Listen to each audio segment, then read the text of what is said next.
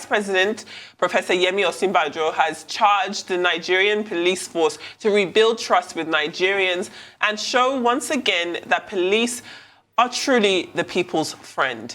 This followed the termination of the appointment of the former Inspector General of Police, Mohammed Adamu, and the subsequent appointments of Usman Alkali Baba in the acting capacity. Now, Osinbajo noted that the police force must work hard to regain the confidence of the public by stamping out the excesses, abuses of culture, and the culture, rather, of impunity exhibited by some elements within the rank and file. Professor Osinbajo stated this on Wednesday at the decoration ceremony of the new acting Inspector General of Police at the State House in Abuja. Now, the Vice President also emphasized that under the leadership of the new acting Inspector General, the police must now rebuild the broken bridges with the citizenry.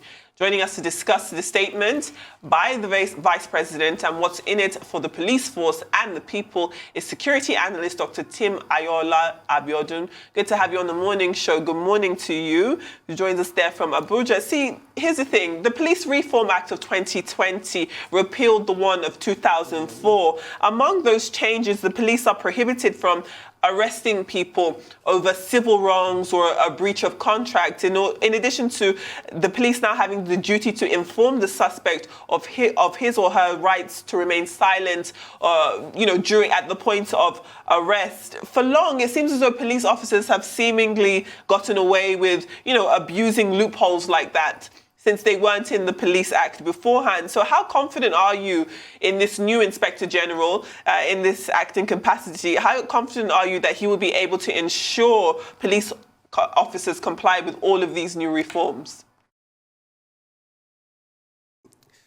Good morning, Olufemi, and everybody in the studio. Good morning. Let me Adefemi. Good morning.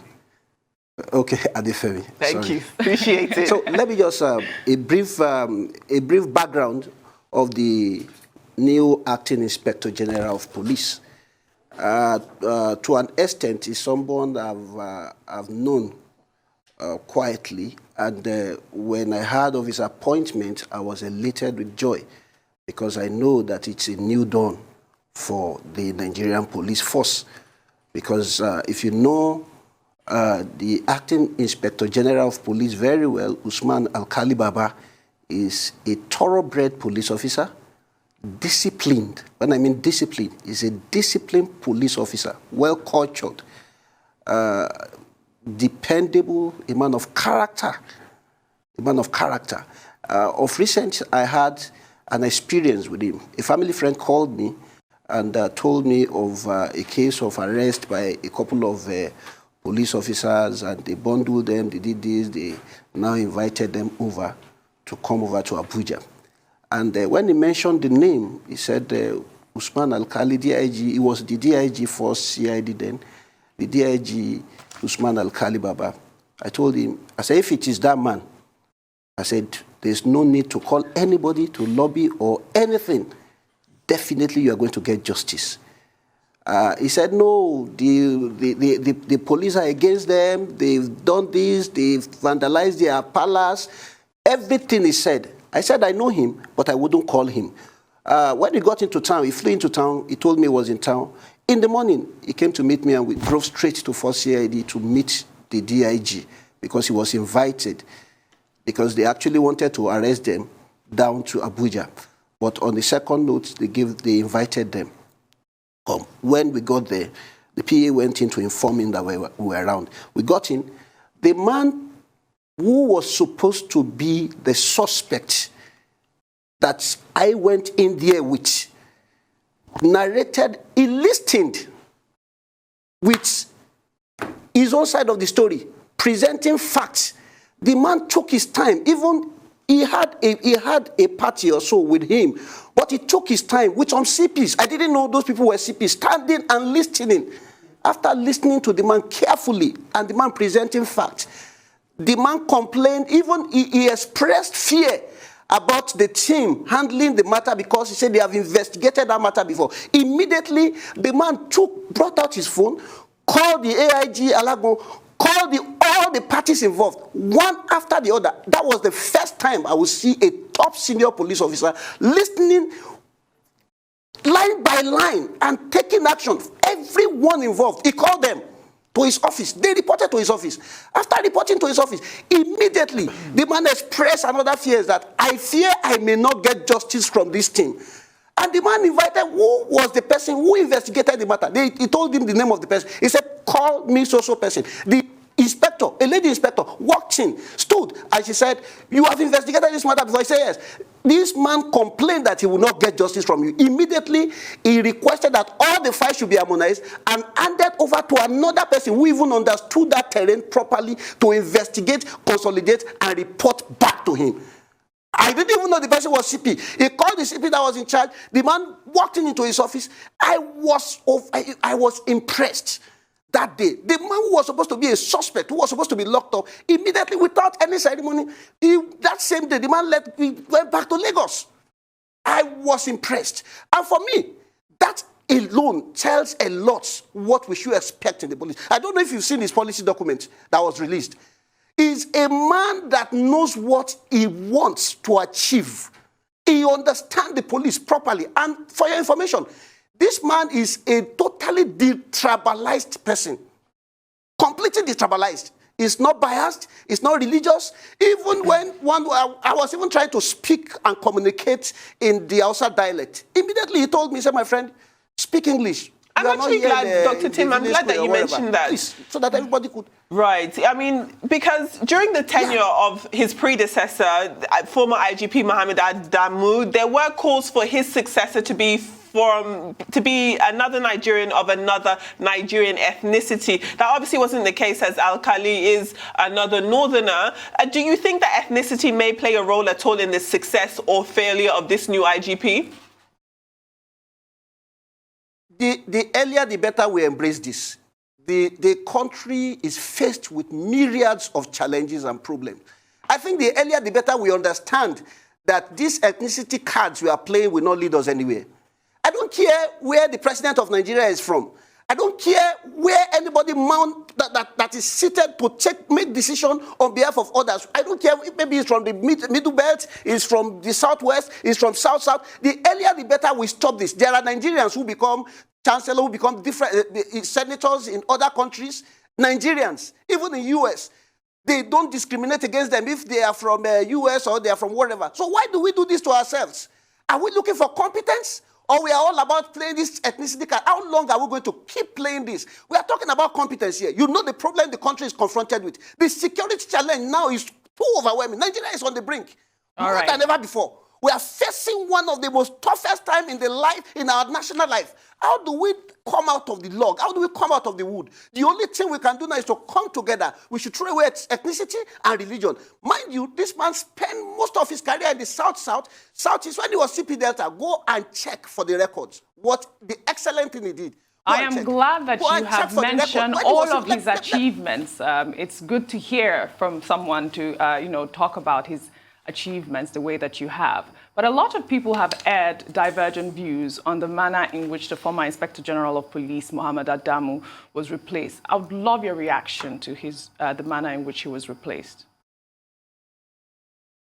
Yeah, basically, on that, the decisions only lied on the president, who took this decision. Because I think we'll have to go on a short break before you answer that question, Dr. Ayoola. If you can just bear with us. We're going to go on a short break, and when we come back, we'll continue on this conversation. Stay with us.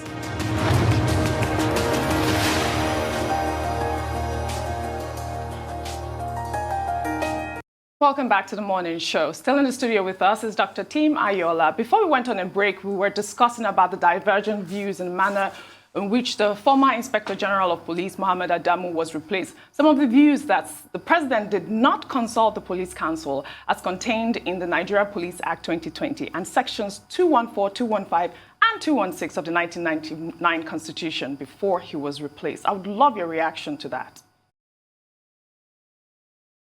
There's what we call the doctrine of necessity in law. When that avail itself from decisions are taken, without proper or formal consultation. You know what happened in Imo State? And they're talking about the way the former Inspector General was removed. The man had served 35 years, meritoriously. He has served in the force for 35 good years, and with 3-month extension. That extension, anything could have happened within that period. The man has done well. So the period he left, he wasn't removed before the period he was supposed to leave. There was even argument about the fact that he was given extension. So now the man has been, another IG has been appointed, not confirmed yet in acting capacity, and yet people are still complaining. What do we really want? There was something that happened in Imo State, and maybe the government felt there is need for a change. And if nothing is done, maybe the force, the police force, men are demoralized from looking back from the time of NSAS, and people becoming emboldened to go attack police stations at will. People that are supposed to join to even provide information also help the police. Though the police, through the bad eggs in the police, has not also fared well because of the aggression and towards the citizen. One of the things I'm happy about, immediately the current IG assumed office, one of the things he did first of all was to dismantle all checkpoints, stating that why will there be checkpoints? They will be robbing behind, and they will be at a point and harassing citizens. In Sena climes, what they do is patrol. The patrol. So when there is patrol, you can't even tell. Even the criminals will also be apprehensive, not knowing where the police will be at that point. So why will police be static at a point? The man dismantled checkpoint. I don't know if you've driven. I drove through Abuja yesterday. I couldn't see checkpoint. Before now, you see them. Happy weekend, sir. And if you don't respond well, the person turns into become very aggressive. That is part of what we're talking about. That's part of the discipline, lack of discipline we're talking about. And I believe with this new step, there's going to be a lot of reforms, a lot of actions that will take place, things that will happen that will subsequently instill confidence in the public regarding police force. Policing, you need to understand policing. Policing is a collaborative effort, not just an individual thing, not somebody wearing uniform and claiming to be a police officer. No, because without information, without cooperation, you cannot achieve your aim of policing the society. So basically, on the side of on the question you asked about the removing of the police, the IG, if something has happened and the president deemed it fit and say, okay, we need to make change at this point, maybe the room to give information at that point for the rule of necessity and doctrine of necessity, because it was imperative at that point for that change to be made. So in the wisdom of the president, maybe at the appropriate channel, the right communique also will pass across, and we don't even know if they have been informed. So I cannot tell of what I am not in full knowledge of. So in that case, I talk about what I know and what I'm fully informed about. Understood. What we do know, though, is that the predecessor, Mohammed Adamu, was given an extension in his tenure for 3 months, and he only served 2 months and a few days into that 3-month period before he was then replaced by Alkali Baba. And the thing about it is this new acting IGP, from what we're hearing... The extension is at the prerogative of the president. Understood. It's at the discretion of the president. So now, the man felt within the period of extension, maybe consultation had been going on competent hands. I'll employ you to hold your thoughts on that question. Just let me land on my question there, because the real thing I want to find out is okay. When he was decorated earlier this week, the vice president said that, again, alluding to the wisdom of the president, he believed that Alkali Baba was the best out of all of the candidates that they had, and there was a lot of belief in him that he'd be able to reform the police and join up all of these loose ends. However, he's been given this title, this position, in an acting capacity. So if the vice president and the president felt like he was the best candidate, why can't they give him the tenure without this acting prohibition? Why do you think that is? Thank you. I think it was given based on the fact that the most senior officer, without retiring, you had the speech of the vice president. Nobody has been retired. Like usually the culture is, sometimes when they pick from the rank of AIG, most of our brains, most of our best brain that has been trained goes on retirement. And the vice president pointed out that this is a different case because nobody had to go on retirement. That's on the side of seniority. Then on the side of, on the part of competence and all that, I think I don't know if you have seen his CV. I think you need to do a thorough background check. I am challenging you now, and I'm putting it to you. Please go and do a background check, possibly on that man called Usman Baba. I had one of the encounters I had with him during, we Nigerians, even me, I'm a victim of this. We like lobbying. I had a family friend who called me, and knowing my closeness to the security force, I was requesting that he wanted to be posted out of Taraba to Lagos. And we tried. I used a close contact to reach out to it was AIG Force Sec then. And after much effort for the man to get posted, do you know that as prominent as the person who took his name to him as a Force Sec, do you know that this man refused to carry out that transfer? He said, if he is actually interested in police work, he should not be looking for a juicy place like Lagos to go and do policing. Taraba needs more police. So why does the man want to move from a point that needs more security forces, security agents, than where he will be relaxed and possibly be making, some cool cash? So that this person is not interested in police work. What he's interested in is making money. So if he's interested in making money, he can resign. He can leave the police and possibly go and undertake one business or whatsoever. In as much as I felt pain because I'd made commitment to that man, that come watch me, he will be posted to Lagos to work here to do this. On the other hand, as somebody who wants a better policing, somebody who wants a better society, somebody who wants a better Nigeria, I was impressed.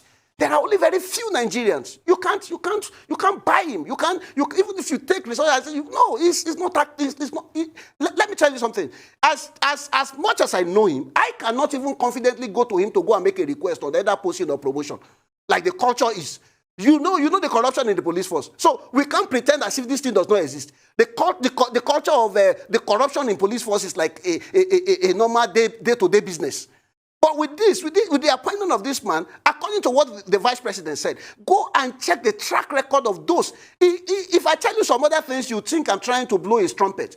But what I will just tell you is time is the only weapon that forces deception to unveil itself. In time, we will know the character we are dealing with. All we need to do at this point is to come together and see how this police will change the reform. That document will translate into reality from the point of document to policies to the implementation. We have to monitor the process of the implementation. I read this policy document and I was wowed. I was impressed. What we need to do right now is to rally around the police, because if the police fail, our internal security has failed. The nation will collapse. The attack on police also, we should work on it, because and the bad eggs, the people that are venting aggressions on the citizens. So we should all, if you have anything, the man listens. He operates an open door policy. Even at his rank as DIG, he will walk in, you want to see him, you sit down, and they call you in. He listens. That's one good thing about him. On assuming the position of acting Inspector General of Police, the first thing he did was to call the area commanders and CPs of South, South, and Southwest on emergency meeting. I was impressed, because that is one of the most trouble. The trouble, the crisis going on in Southeast currently.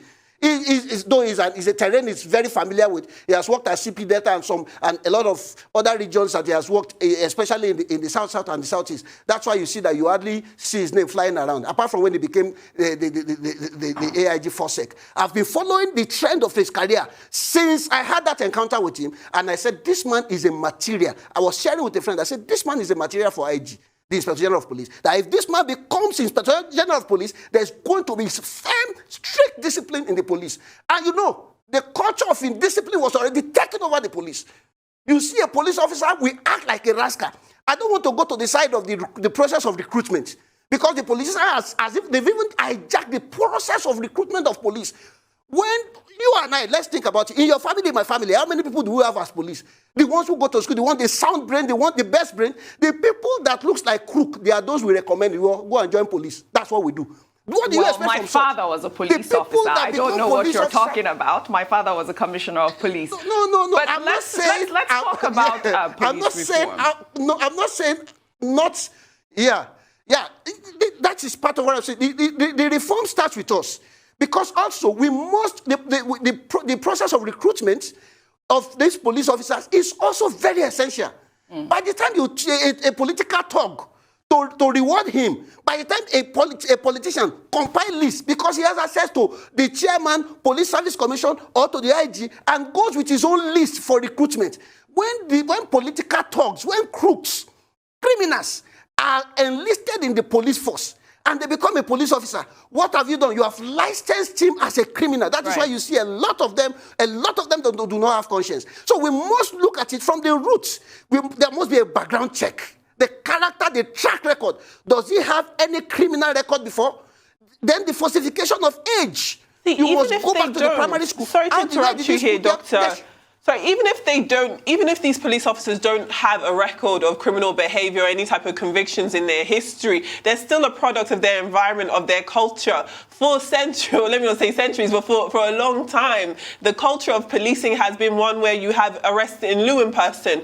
Police will be searching for a father, can't find the father, but then they'll detain the son or detain a wife instead of a husband. The Police Reform Act of 2020 calls for the end of arrest in lieu of other people, but then there doesn't seem to be much talk or much plan of how this new IGP, though he is acting, how he will make sure that police officers will be held to account, especially when you're attacking and trying to break away from cultural norms like arrest in lieu that have continued to happen.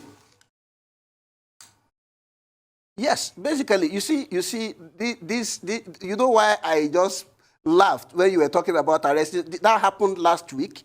A friend of mine was the brother. I think somebody implicated the brother, or he was. I don't know what happened. The father was arrested. The mother was arrested because they couldn't get the suspect. Then that friend of mine too was arrested. So it's something that even somehow it still happens. So what we have to do as a member of the public, most times you see these things that happen.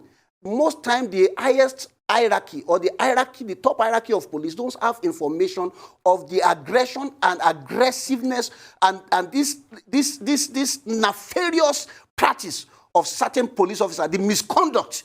What we should try to do, there are channels we can complain. Don't say they won't listen. You might think action will not be taken. I have reported police officers in the past, and action was taken immediately. Such people they will be punished. Don't think there is no structure, a procedure you need to follow. Because if you don't bring the information to the knowledge of the authority, how will they take action? Or the law is there. The new Police Act states it clearly. Because if a man arrests you and he knows you know your rights and you know how to go about your rights, you also have to do it not also, you have to carry it and express yourself in a well-civilized manner, not attacking. No. You don't need to attack a police officer. You need to state it clearly in a civil way that you understand your right, you know your right. It will become very, very, very careful at that point. Most times when police have interface with lawyer, you hear what they say at the end of the day. They say, oh boy, carry your wallet, they go. I don't want your wallet, I don't want your wallet. Because he knows that the man have knowledge of what the law says. So immediately you are knowledgeable enough to take your stand. And when such things happen, there are channels. You can write and state your facts, not fiction, facts. And present it to the force authority. And I promise you, this time around, action will be taken. They will definitely, I know with the man at the ends of affairs now, we must support him in our own little way, in whatever capacity we can. Tim Ayoola. If the man fails, we have failed as a body, as a people. Understood and agreed. Thank you very much for your time here, Dr. Tim Ayoola, security analyst. We appreciate your contribution.